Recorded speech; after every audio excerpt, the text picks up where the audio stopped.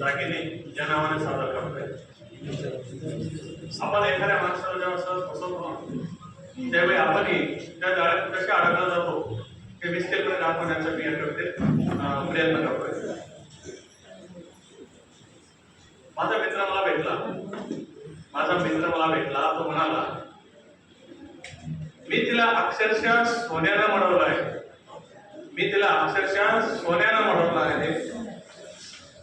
पण तिला माझ्यापेक्षा सोने जास्त आवडते.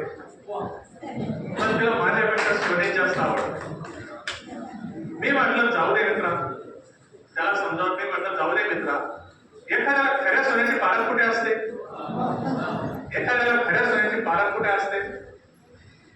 तो म्हणाला बरोबर. म्हणूनच मी तिला बेटेक्स घेऊन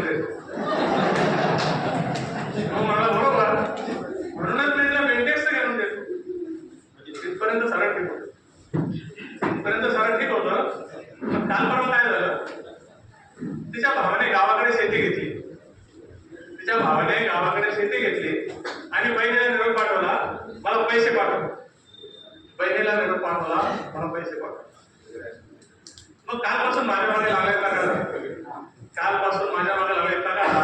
माझे सगळे दागिने मोडा.